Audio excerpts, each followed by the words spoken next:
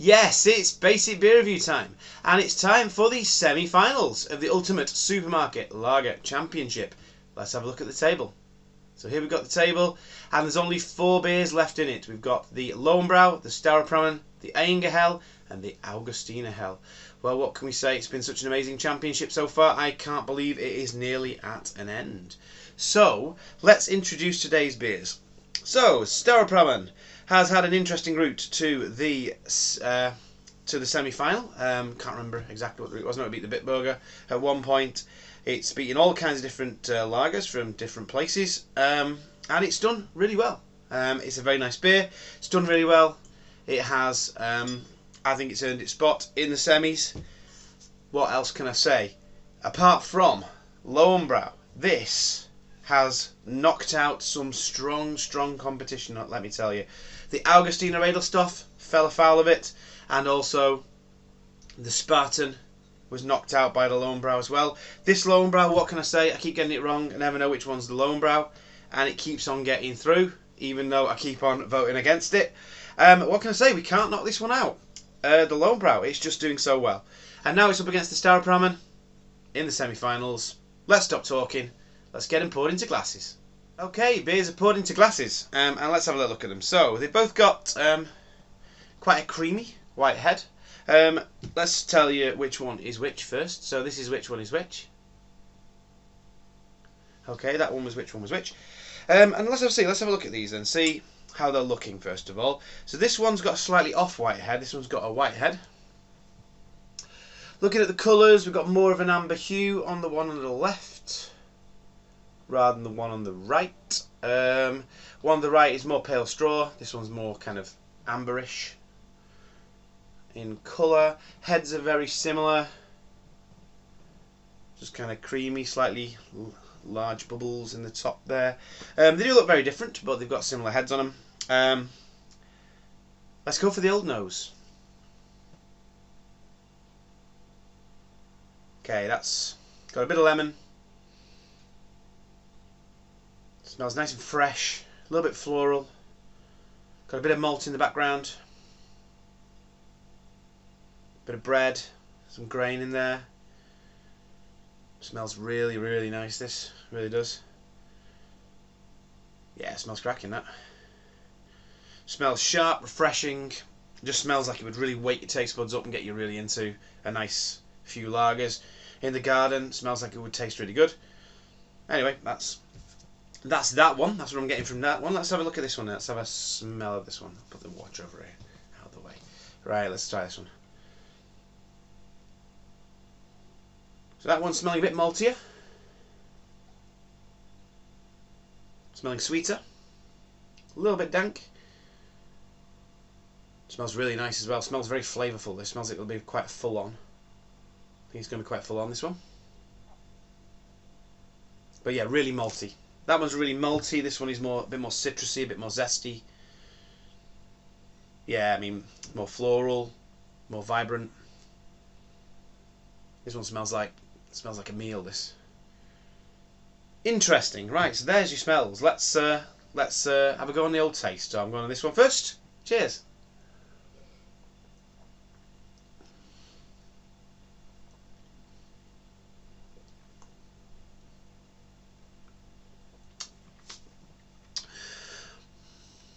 So yeah, nice smooth mouthfeel. Really crisp, really refreshing. A little bit of bitterness there, not massively bitter, but there is some bitterness there. A little bit dry on arrival.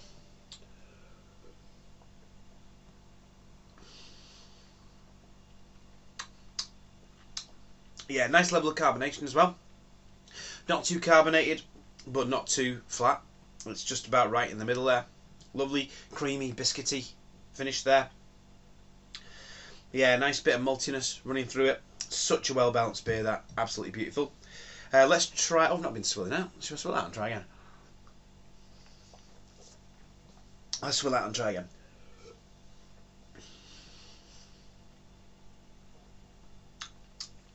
Yeah, it's just really pleasant, and there is a nice bit of bitterness there. A nice bit of bitterness down the sides of the tongue, offsetting that maltiness. Tiny bit of sweetness in it, which I like as well. Just all those flavours I like from a really good lager, all really well balanced in that one. Okay, let's try this one. Cheers.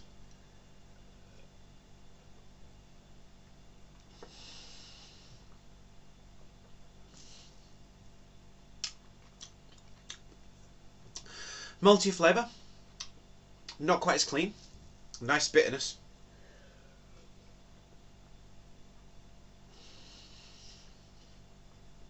It was sweet in the smell, but not particularly sweet in the taste.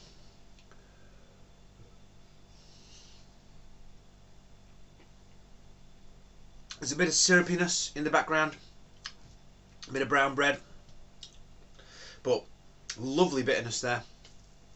And it's got more of a bitter finish, this one. This has got more of a bitter finish. This one's got a bit more of a bready finish. Again, it's about what you like. These are both really nice beers. Really, really good.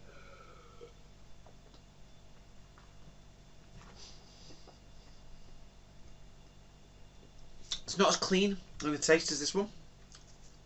Let's have another swirl.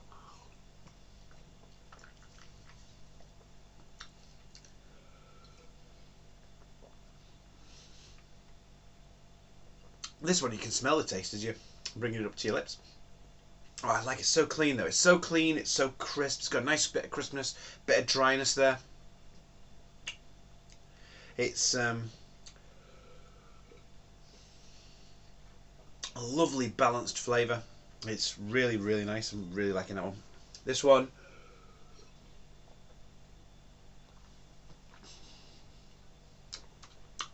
again, very nice. A bit more bitterness, a bit more maltiness on this one. But again, they're both so crisp and so refreshing. These two, if I had either of these in the garden on a nice hot day, crate of them, I'd just be going through them 10 to the dozen. I really would. They're so drinkable and they're so nice. I think it's down to your personal palate, really. Now I don't like a beer that's too bitter. This has got just the right amount of bitterness, I think. It's not too bitter for me, this one. I'm really enjoying it. It's so crisp.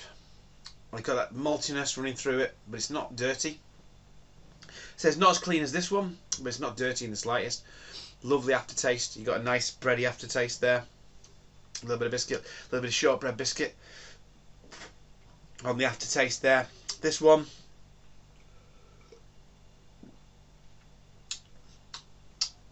a bit punchier, a bit fruitier.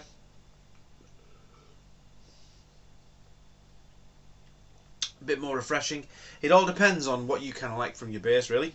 If you like your beers to be a bit more malty and a bit more bitter, this is your beer right here. If you like your beers to be refreshing and dry and just a little bit lemony, then this is your beer right here.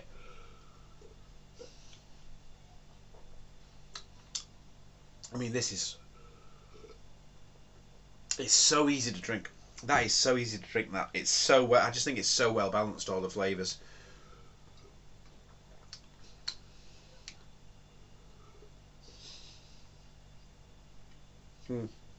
I'd be happy to put either of these two through, but I have to make a decision.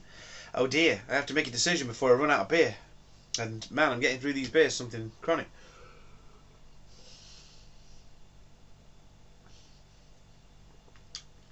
So this one is really good. It's got a really good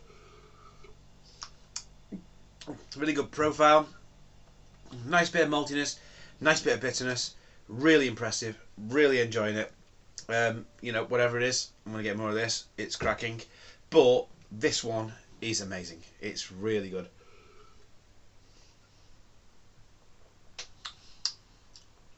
Yeah, it's just really tasty. It's just really tasty. It's really just tastes good. It tastes really good. Everything is really in balance. It's incredibly clean. It's got a nice bit of bitterness, but not too much. It's nice and dry. It's not sweet in the slightest, which is good because I don't like them too sweet. I remember like the Hawkstone I had, that was a bit sweet for me, really. You know, it was quite sweet. This is not. This is cracking. This is cracking. I'm going to put this one through. I think this is the Lowenbrau because it's giving me Helles vibes. This one, ooh, ha, caught it. This one basically is giving me Staropramen vibes. I mean, it's clearly this way around. And what can I say? I mean, you know, they're both really good beers. They're both really good beers. Some people might not think so. I mean, the Lowenbrau, it's something 20 years ago they used to have it in Morrison's, four pack in Morrison's, and I know my mates used to say, "Oh, Lowenbrau, it's just, you know, rubbish," and they put it in the same category as things like Stella and Kronenberg and things like that. But that's probably because it was so widely available. It's, you know, I thought it was a great beer then, and I think it's a great beer now. It's just, it's an amazing beer, and that's assuming that's the way around they are. I'm talking like this is the Lowenbrau. I haven't found out yet. But if it's not the Lowenbrau, then I really don't know what Lowenbrau tastes like. If it is the Lowenbrau, yeah, I mean, it's just such a nice beer. It really is, and the Staropramen as well. If this is the Staropramen, Czech brewed Staropramen is a really nice beer.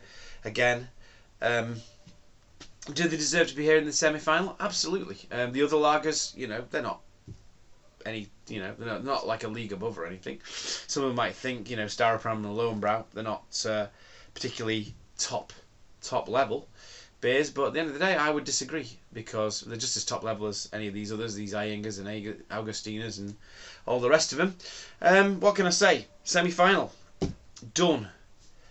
Whatever this one is, it's going through. Whatever this one is, it's out.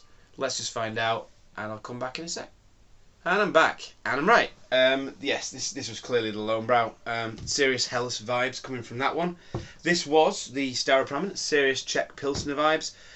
A really good Czech Pilsner, a really good Helles. They just met each other. I'm a Helles guy. I'm a Czech Pilsner guy as well, to be honest. I really like Staropramen. I really like Budvar. I really like Pilsner Urquell. I love a good Czech Pilsner. But this one took it on the day, Lowenbrau. And sorry before for for going on about people dissing Lowenbrau. It's just something that does happen, and you know, it's such a cracking beer. It's against all odds. It has beaten the likes of Augustin or Edelstoff. It's beaten the likes of Spartan. It has now beaten this Czech brewed Staropramen, which has also had its own journey to the semis. And now this is the first beer. Let's put this down here. Let's finish it off. Oh yes, I'm going to enjoy finishing that. But this is the one. The first beer to find its way into the final of the Ultimate Supermarket Lager Championship is the Lowenbrau, and it'll be taking on either the Augustina or the Iyengar Hell. Which one will it be taking on? We will find out hopefully soon. Oh, I can't believe this is gone. I might have to do a couple of extra rounds after this is all over. I'm still going to try and find a bottle of Tegernsee Hell to play against the winner of this, but I might do some other bits and pieces. I don't know. I might think of some other ways I can kind of milk this tournament a little bit longer, get it going a little bit longer, because I'm really enjoying drinking these lagers. And you know, I've not been a lager guy for a long time. At one point, I was so into my pales that when I drank a lager, it just tasted weird. I didn't really like it. It's great to get back into my lagers again, and some really, you know, you get really good lagers.